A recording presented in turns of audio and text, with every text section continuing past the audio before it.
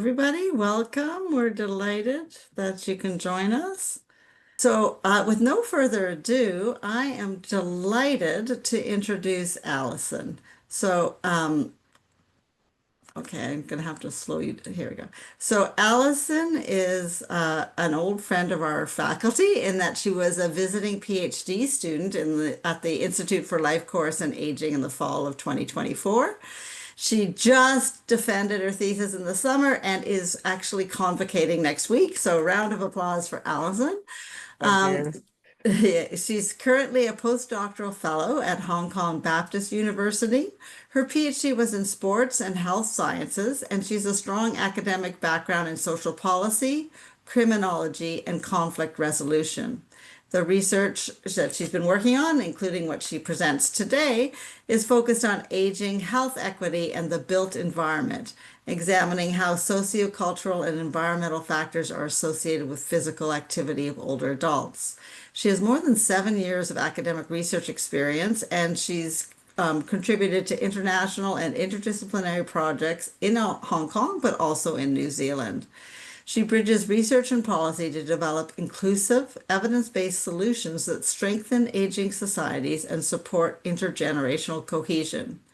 And she is committed to translating research into action. Today is sort of step one of that. That's where we can talk to practitioners in the field and fostering global partnerships to address demographic change.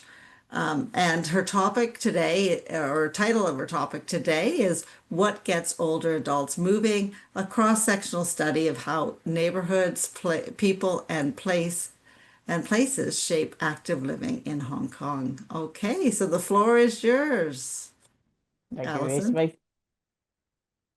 Yeah, let's start it. A warm welcome to all professors, fellow researchers, and friends. So I would like you to take a moment and imagine this. You are 75 years old, living in one of Hong Kong's vibrant high-rise neighborhoods. What would motivate you to step outside, take a walk, or join a Tai Chi class in the park?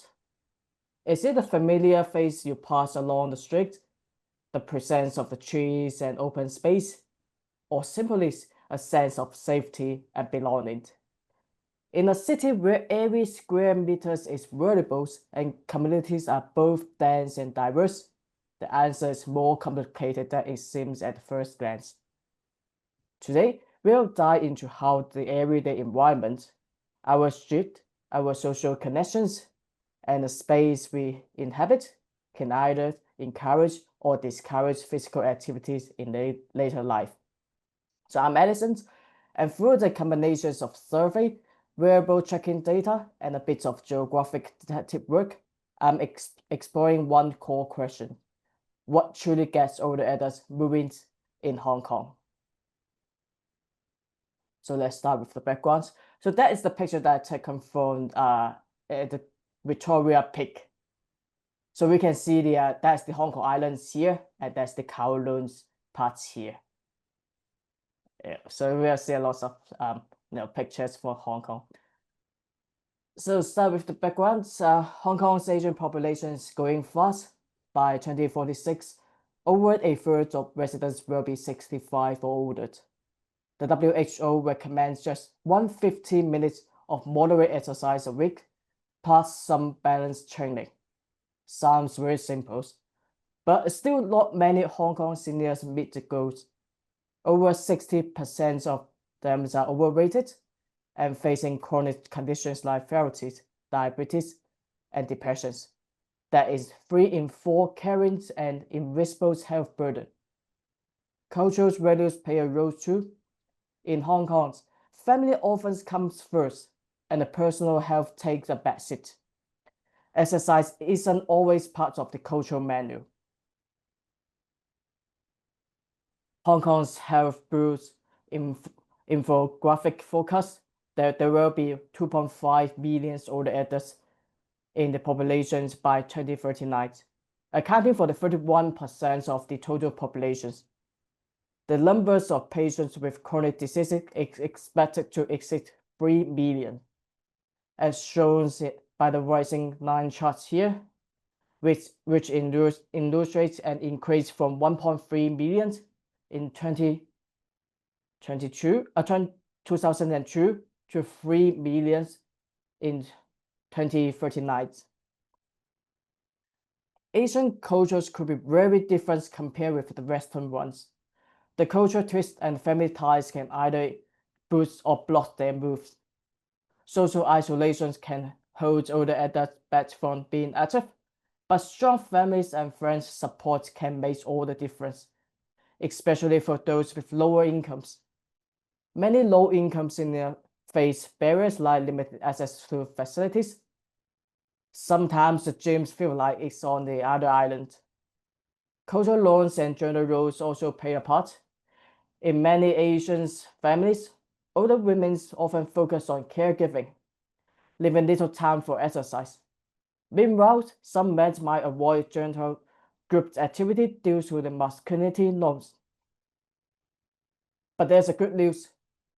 Living with younger family members can lead to more shared active routines, turning every day's life into a fun chance to move. Now shifting from the culture to the physical environment, let's look at how Hong Kong's urban designs affect how much older adults move. Things like walkability, public transport, and nearby parks can either help or hinder daily activities. Green space works best when they are close by and well maintained, turning walks into a habit, not a task. But Hong Kong has its challenge. Crowded area, steep hills, and towering buildings often means elevators wind over the stairs. And don't forget there's a district difference. Hong Kong is not that big compared with the other cities in China, but each of the districts has its own uniqueness, like Hong Kong Islands, Prince Hilly Street, and Dance Tower. Kowloon is very busy and packed, but the new territory is quite different. It offers more open space and green space.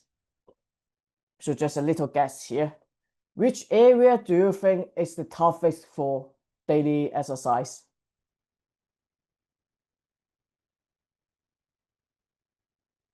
So while physical activity is known to be important, most studies focus on the individuals. There's a lack of integrated research on how socio-cultural and environmental factors interact, especially in an urban Asian context. So these studies had 6 objectives, ranging from examining socio-cultural and environmental associations, comparing the size of buffer zones, and testing interactions effects.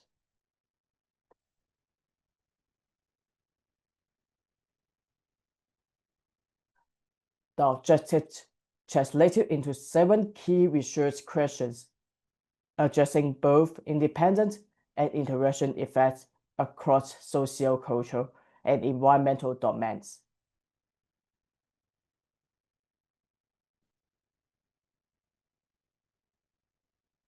Seven hypotheses were developed, testing both direct and the moderating effects of social and environmental variables on physical activity levels.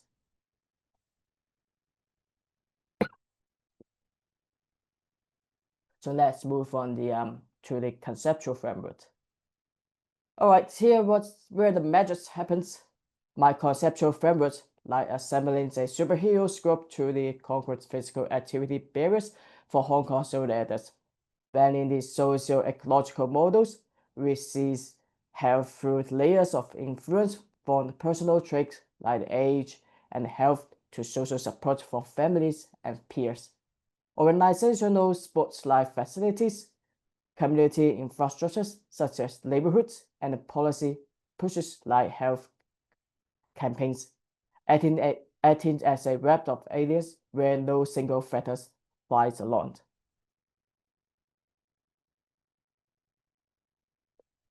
Then the competence press model zooms in on matching a person's abilities with environmental demands, highlighting how aging reduces challenges like mobilities in high-rise or poor parts, creating too little press for engagement and needing supported paths to avoid burdens or overloaded. And finally, the person-environment fit models emphasize complementary alignment where environments meet persons' personal needs, focusing on subjective belief, measured with affordance like friendly parts and family support to enhance well-being and reduce stress, while mismatch lead to withdrawal. So how these models teams up like wrestling bodies, all focusing on the back and forth between the persons and their surroundings to boost physical activities. So SEM give the big pictures reviews, mixing the policy, culture, and the community with everyday balance and stress twist. PEFs spotlight how well things feel right, like personal certifications from a good match, and the CPM zoomed in on adapting the two challenge without getting overwhelmed. Together, they create a super toolkit for understanding systems, adoptions, and personal vibes. This mashup is perfect for the Hong Kong's real-world twist, leading us straight to my methods. So this study used a multi-level and spatial methodological fabric to examine all the adults' physical activity in Hong Kong. The research follows a multi-method design with two intercorrelated studies. The fabric integrated subjective perceptions with objective environmental exposures, allowing for a comprehensive analysis. The dependent variable is the level of physical activity, while the independent variables include socio-cultural factors, perceptive environmental factors, and the objective built environmental factors. In addition, demographic factors such as gender, age, and education are considered as potential confounding variables. The studies also account for the district-level spatial difference across the Hong Kong Island, Kowloon, and the New Territories, providing a more in-depth understanding of the contextual influence on physical activities among all the adults. So the part 1 conducted a survey questionnaire with a accelerometer-based measurement to examine how sociocultural and perceived environmental factors related to physical activity among older adults. So that is the little machine that the older adults carried for 4 days, 10 hours per day for 4 days on their hips. So in the 2024, a total of 410 older adults aged 60 to 80 were recruited through various channels, like the programs of the research centers, district or the neighborhood elderly community centers, and the digital platforms such as like Facebook and WhatsApp. Participants should meet the following inclusion criteria. So there has to be Chinese legal Hong Kong residency for at least 12 months, proficiency in Cantonese, no cognitive impairment, good physical function, independent mobility, and smartphone literacy, particularly in using WhatsApp to objectively capture physical activity. So they have to carry accelerometer as mentioned, providing data on their daily activity levels.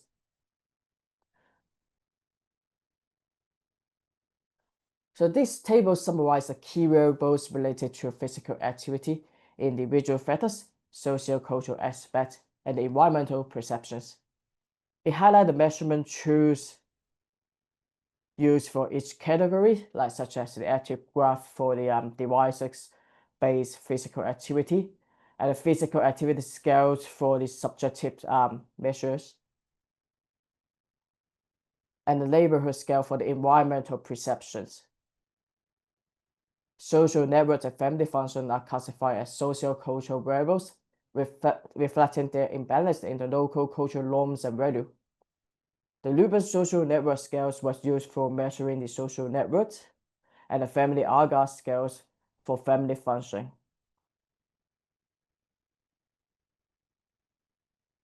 Part 2 uses a two-stage spatial analytical approach to investigate the spatial determinants of physical activity among all the adults in Hong Kong.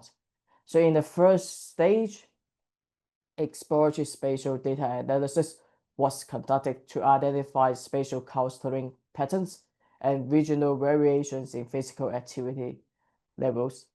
Then I use the confirmatory spatial modeling in the second stage to test the hypothesis on the associations between the environmental factors and physical activity. 4 spatial statistical techniques were applied. Start with the ordinary least square to test the baseline relationship, geographically weighted regressions to account for the local variations in the spatial relationships, multi-scale geographically weighted regressions to capture the variable-specific spatial scales, and the optimal parameter-based geographical detector to identify the interaction effect.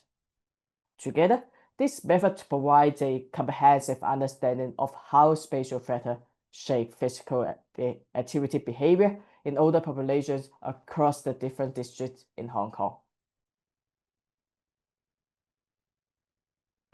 So a range of built environmental data were collected, grouped into 4 categories: proximities, facility availabilities, environmental densities, and the topographic features. For examples, under the proximity, we look at the walking distance from participants' homes to the nearby facilities, such as parks, bus stops, and an elderly center, to assess the walking distance from their residential premises to the nearest facility. For the facility availability, we counted the numbers of the resources like MTR stations, sports facility, and the parts within 501,000 meters from their homes. Environmental densities include features like the real network density, buildings, green space, and population density. Lastly, we also consider topographic features such as the average slope and elevations of the area, which may affect their mobility. All of this data comes from the Hong Kong's government's open data platforms and the Gouda Maps. Well, Gouda Maps just like the Google Maps in in overseas, because it's hard to get what they call the API keys, something for accessing the Google Maps. So that's why I use the Gouda Map. It also gets same information from this platform as well. So in the exploratory stage of our spatial analysis, I use the exploratory spatial data analysis to visualize spatial patterns in the physical activity levels among all adults, especially to see whether activity levels are clustered or random across space. So I first start with the global Smolen site to detect the overall spatial autocorrelations. That is like whether the areas with similar activity levels tend to be near each other. Then to detect more localized patterns, I use the Answering local Smolen site and the G.G model. This helps to identify the specific hotspots or the cold spots of the physical activity. So in other words, which neighborhoods have significantly higher or lower physical activity levels compared to their surroundings. So in the second stage, I applied 4 spatial modeling techniques to test the hypothesis about the spatial determinants of physical activity. So ordinary least square is a global model that assumes the relationship are the same across space. It is simple to apply using the ArcGIS, but it cannot account for the spatial heterogeneity. To adjust this, I use the geographically weighted regressions, a local model where coefficients vary by locations. So this technique captures spatial non-stationarity in predictor effect, but requires careful selection of the bandwidth. So I further refined this using the multi-scale GWR, which improved the GWR by allowing each independent variables to operate at its own optimal spatial scale. The analysis was conducted using the MGWR Python package. Finally, I used the optimal parameter-based geographical detector, which measures the spatial exponential power of each variables and their interactions. Another traditional regression model, the geodetector framework, is non-parametric, doesn't assume linearity or independence among variables, and is particularly effective in identifying nonlinear, synergistic, or antagonistic interactions. It was implemented using the geographic detector package in the R program. Relying on either survey or spatial data alone would only offers a partial picture. By combining survey response with the GIS-based spatial metric, we were able to link the why and hows of the individual's behavior with the where of the environmental context. So this integration allows for more comprehensive analysis of how social, cultural, and perceptual and built environmental factors interact across space. It also enables neighborhood-level comparisons, accounts for the spatial variability, and support multi-scaled, multi-variables analysis. The first part dive into their personal reviews on the environment and exercise, and the second mapped official data to see the objective links.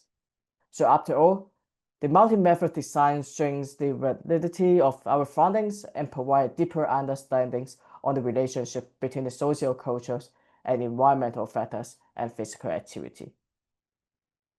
So let's move to the finding to see what I have found in my study. Just briefly talked about the demographics information of my participants. So our samples was mainly females and retired. There's no surprise in the research about older adults in Hong Kong. So nearly a third live alone, and 3/4 live in private housing.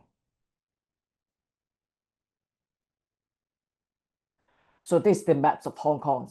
The red dots on this map indicate the residential locations of my study participants across the different districts in Hong Kong. So most of them are from the Kowloon's area, and then the New Territories. The New Territories contains a large area from here to there, and then the Hong Kong Island is just tiny here. So this study captures both subjective measures of the physical activities and the device-based data. So as all participants wrote their accelerometer as instructed, we successfully collect wallet device data for the 100% of the sample. So to minimize the potential record bias commonly associated with the self-report physical activities, so I only focus on the device-based outcome. So for the results of the device data shows a relatively high MVPA. Here we go, there. While the subjective data also confirmed the frequent light housework and the caregiving duty for the past 7 days. So I will share the key findings of the part 1 studies. Here we are looking at how the perceived environmental features related to MVPAs using a generalized linear model with a gamma distribution and a log link. And I found that every 1 unit increase in standard qualities, the expected MVPA minutes per week increased by approximately 37%. Likewise, the perceived safety, workability, and the social cohesions were also positively associated with the MVPA.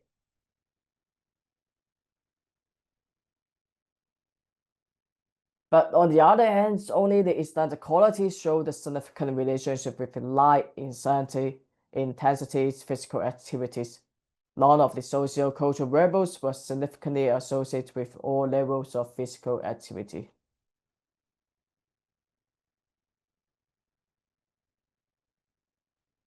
We also test the moderations by the social networks on the 6 significant environmental predictors of MVPA, respectively. So only the standard quality shows a significant interactions, which can be shown in the model 1 here. I also use a simple slope analysis to examine the conditional effects of the standard qualities on MVPA at different social networks level. This association is strongest among those with low social network support. So in journals, we found that social supports and family functionings were not significantly related to any levels of physical activities. Environmental factors like extended qualities, safety, workabilities, and social cohesion were positively linked to the moderate to rigorous physical activity. The associations of extended quality was stronger among socially isolated individuals, suggesting that a present environment might help compensate for limited social ties. But we didn't find any moderation effect from family functioning. So let's move on the results of part 2. That's the geographic part. So the Moore size results indicate a statistically significant coastal spatial patterns of MEPAs among all adults in Hong Kong. In contrast, the spatial autocorrelation results for light intensity physical activity and the total physical activity were not significant, suggesting that these two forms of PAs are randomly distributed across a geographic unit. So therefore, the later spatial analysis focused only on the MEPAs where a meaningful spatial structures was identified. While the global small size shows very similar activity levels tend to group together across the whole area, the local small size help us to zoom in and find the exact spot where activity levels are especially high or low, and whether they are surrounded by similar areas, which means like if you live in a high activity and your neighbors do too, you are in a high PA and high PA clusters. So in a simple terms, your neighbors matter. Try to stay close to the active ones. So according to the Alison local small size results, the high activity clusters appear managed in the southeastern area, southeastern Kowloon, and some area of the New Territories. So that's the New Territories area. The low activity cluster, that blue one, were seen mostly in the southeastern and the eastern Kowloon, and the eastern and the northeastern Hong Kong Island. Here we go there. And eastern of the New Territories. Further, our hotspot analysis pinpoints area with significantly high or low MEPA. MEPA hotspots were mainly located in the northern, western, and southwestern of New Territories. Here we go, that's the New Territories. Conversely, MEPA cold spots were concentrated mainly on the Hong Kong Islands and across much of the Kowloon Peninsula. You'll see that that's the picture from Sam Shui Bo, one of the most dense districts in Hong Kong. That is part of the Kowloon area, and that's also that was also taken from Sam Shui Bo, either Sam Shui Bo or Mong Kok. So I look at 3 different ways to analyze how the built environment is associated with the older people's physical activities, the OLS, GWR, and the MGWR. The OLS models give us a basic and overall pictures, but it doesn't show how things vary in different space. It finds a few associations, like the areas with more rules were linked to the lower physical activities, but overall it didn't explain much. The GWR model was better. It let the result change depending on the locations, which help us see local patterns, like how being close to the area centers or markets was associated with more activity in some area. The MGWR models was the best of all. It allows each factor to analyze at its own scale, giving us the most detailed insights. For example, rural network density was consistently associated with lower physical activity, while population density was positively associated in some areas. Patterns the others model miss. So in short, the OLS gave a general idea, but the GWR, especially the MGWR, show that the connections between the environment and physical activity varies across locations. The associations are not the same everywhere. Where you are matters. So I choose the 10 environmental factors to show on the map based on two main things. So whether they are statistically important in the MGWR models, and the second is whether they are influence change from place to place, which was shown by a small bandwidth in the models. This means that they had a strong local effect. So by using both these criteria, we can show not just the big picture patterns, but also local difference in how the environment related to how active older adults are in different parts of Hong Kong. However, due to the time limits, I will choose 5 of them to show in the presentation today. So this picture presents the MGWR coefficients for the district or the neighborhood's elderly center accessibility with a 1 kilometer buffer. So in the core urban area like the Kowloon cities, there we go, the Yaojinwang district and the central and western district show significantly negative coefficients, pointing out the closer proximity to the elderly centers supports higher MBPA. So in contrast, in Long Central's area, like Funland dipoles, Zhangguan O's here, we saw the positive coefficients, meaning longer distance were sometimes linked to higher MVPA. So that's the district. Yeah, that's the district's elderly community centers, one of the elderly centers in Hong Kong. It's located in one of the public housing is in Hong Kong. So this one is the interesting one, like in terms of walking distance to the nearest public market. We could see that in the simple terms, the longest walking distance from people's residency to the nearest public market, the more MVPA they tend to engage in. So these patterns become even clearer and more widespread according to the MGWR models.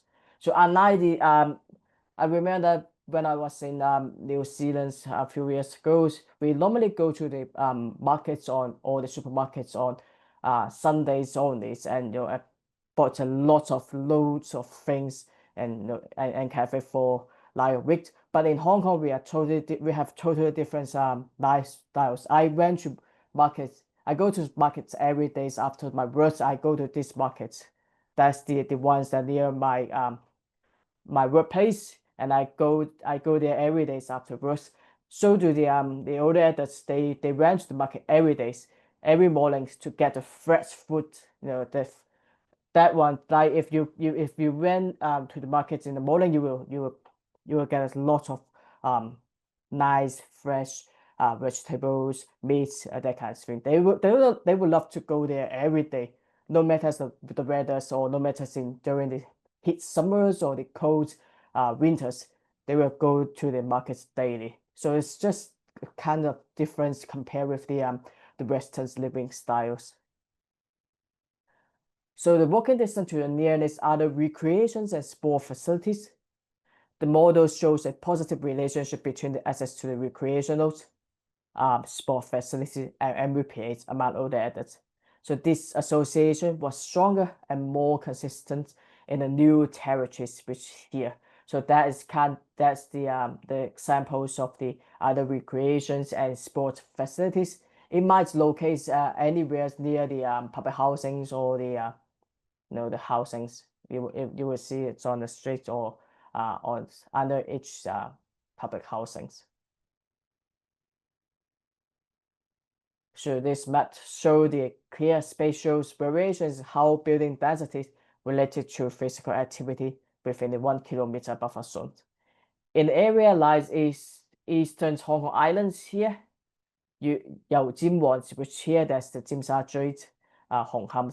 Higher building densities appear to support higher MVPA. So that's the higher building densities and areas, people who live there, they will have higher MVPAs.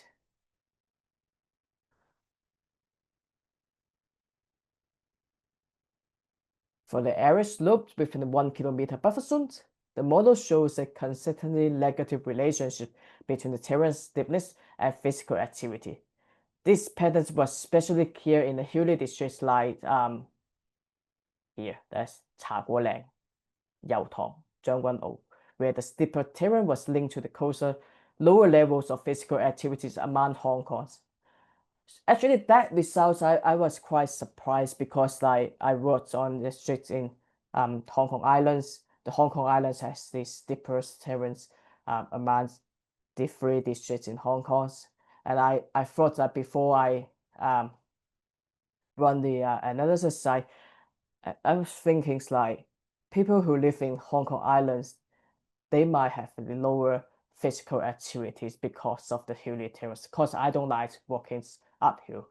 I would take the bus to the mid levels, and then walking down the hill is fun, but not the uphill. But the result shows quite surprised. There's no associations between the average slopes and the physical activities levels in Hong Kong Islands, but in here.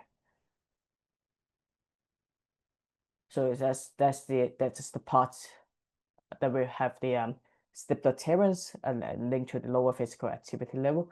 So that is actually the place.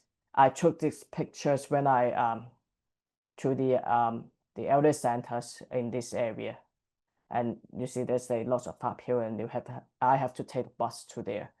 I just don't like walking uphill anyway. But if people would love to walk sometimes if they they are active, but not me. Okay, to test the interactions effects between the socio-cultural factors and the built environmental factors, optimal parameter-based geographical detectors was used, and we found that it has non-linear interactions between the social networks and factors like the number of bus stops, walking distance to the nearest bus stops, especially in the 500 meters buffer zone model.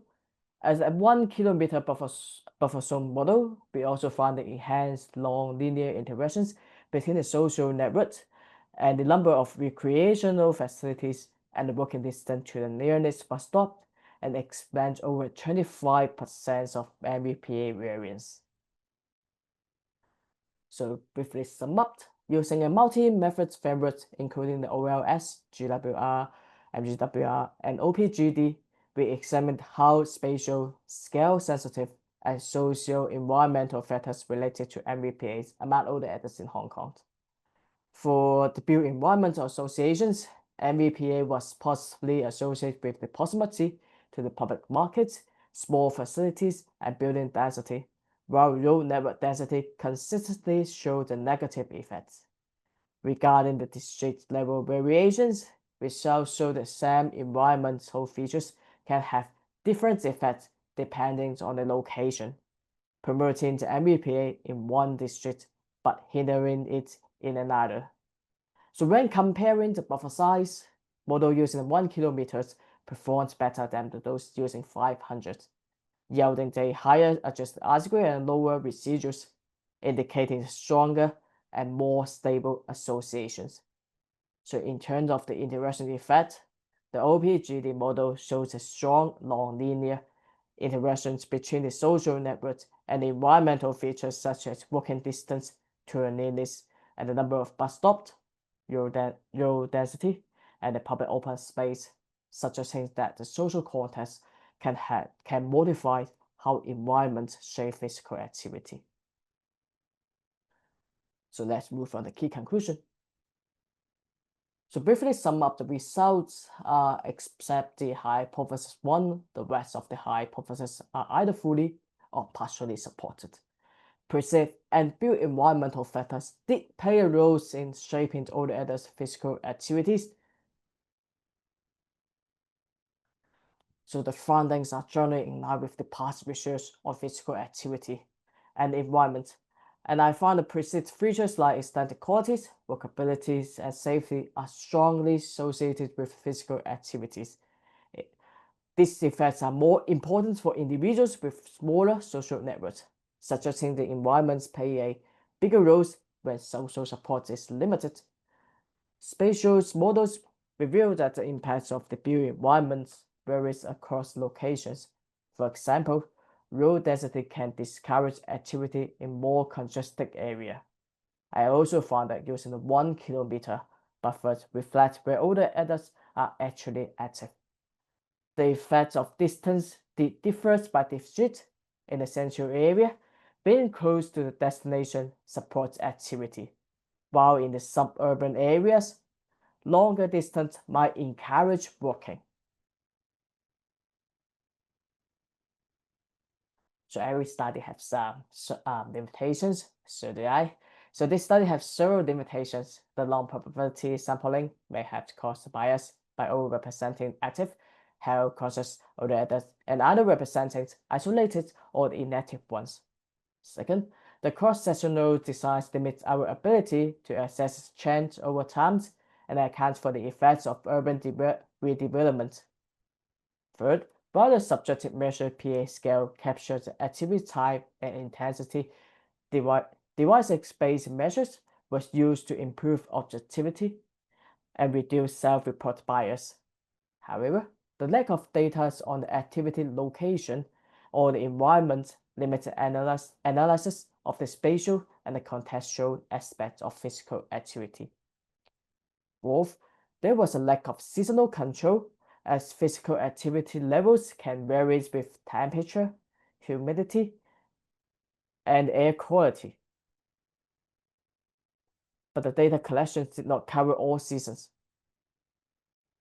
Fifth, the findings are shaped by the Hong Kong's unique urban context, including the high density and strong public transport system, which may limit the generalizability to low density or the car-dependent regions. Lastly, the cultural and structural features such as the local norms and planning constraints may influence how older adults perceive and interact with their environment, reducing the relevance of results to others' cultural and urban contexts. So this study offers both theoretical and methodological contributions.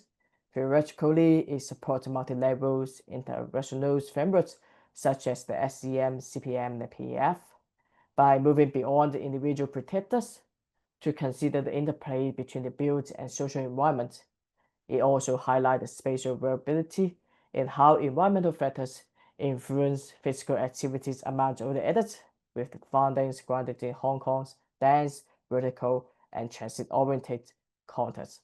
Methodologically, the study integrates MWR to capture scale-specific spatial associations and OPGD to detect nonlinear and interactive effects. So by combining the subjective survey data and with the objective GIS measure, it demonstrates a dual-lens approach for analyzing behavior-environmental relationships, offering a more in-depth understanding of how place and the perception jointly shape physical activity. To wrap up there, we offer four key recommendations to support better aging through a better environment. First, we call a region-specific urban planning in a dense district, increase the facility access within a short walking distance, calm traffic, and enhance shake escapes. In the new area, improve the walking routes by the shake path and the response, and promote walking-friendly networks. Markets, don't forget, can also be transformed into community hubs for daily activity and health education. Second, we highlight the values of behavioral and digital interventions like working groups, peer-led programs, and mobile apps to keep older adults engaged and motivated. Moreover, future research should consider integrating GPS-embedded accelerometer to examine how place-based factors influence physical activity patterns in older adults. We also recommend investing in governance and monitoring tools such as the long-term spatial tracking system that combines physical activity, the GIS, and demographic data to guide responsive planning. Finally, future research should use representative sampling, track change over time, include the seasonals and the climate data, and compare across different urban and cultural contexts. Together, these strategies provide the roadmap for a healthier, more inclusive city for older adults. To conclude, so this study provides a multi-level understanding of how environments associated with physical activity in older adults. By integrating subjective perception with this objective spatial data, we show the MBPA is shaped by both the built environment and the individual perceptions. Theoretically, the findings support the relational models of agent where built and social environments interact. We challenge the idea that urban density alone promotes active agent, and instead propose a context-sensitive, interaction-based approach to public health. Methodologically, we use the MGWR to detect spatial heterogeneity and the OPGD to find out the non-linear social environment interactions. By combining survey, spatial, and statistical data, the study shows the value of spatially specific mixed methods research. Particularly, we argue that generic infrastructure is not enough. We need spatially adaptive and socially responsive interventions, improved neighborhood aesthetics and workabilities, and a stronger social infrastructure to truly support healthy aging. So, before I end, I would like to take a moment to express my deepest gratitude to my principal supervisors, Professor Daniel Lai, and to my supervisors, Professor Gao and Professor Guo. And I also especially thanks to my overseas supervisor, Ismail, and her center, Institute for Life Course and Aging, and Iluya and Lina. And to all my research collaborators and supporters, and they are also the elder centers, which is the Hong Kong Christian Service and the Hong Kong Women's Foundation Limited, Neighborhood Elder Centers, and to all my research participants. I'm also grateful to all the administrative staff, my principal supervisors, research team, friends, and family members who kept me going behind the scenes. So most importantly, so I guess every scholar here will have a Lancet gym. So I also thanks to my fluffy body Lancet for his company for my PhD journey. Right. So that's all for my presentation today. Thank you. Okay. All right. Thank you very much. What your implications, I think, are pretty important because we have a really diverse group of social workers and practitioners and people setting up home, either working in long-term care or setting up more aging in place kind of opportunities. So let's talk a little bit. Say I was imagining setting up senior housing.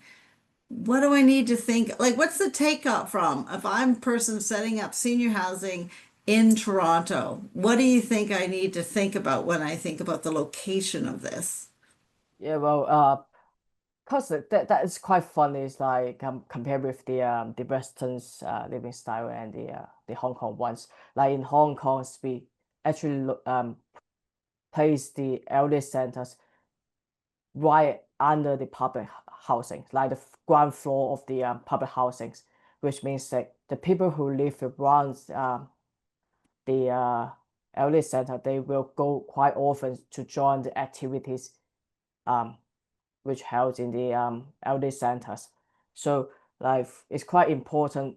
I remember like one of the couples of participants who live within their 1 kilometer buffer zone. They will have like 3 or 4 elder centers living in that buffer zone, in their 1 kilometer buffer zones models.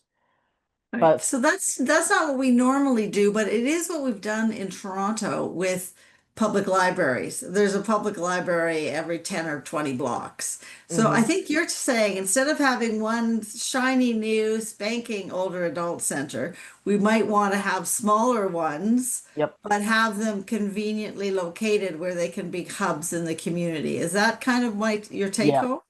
Yeah, that's it. Yeah, because they will walk down quite often to see friends, to catch up. I did went to a few elder centers to to collect data, and they know each other's there, so they will go down to the elder centers twice or three times a day. So that's why they increase their physical activity. So which means that shorter walking distance to the elder center, but the higher MVPA they have, because they walk down quite frequently to the elder center to join the activities, catch up with friends, have a small chat. Because in Hong Kong it's quite unique, like not so in if I go back to the demographics table, that's long one. You might see there's the percentage of singles and the divorce. Oh, um, let's see, where is it found? See, they say nearly half of the percentage of the older that are either divorced, singles, or mixed.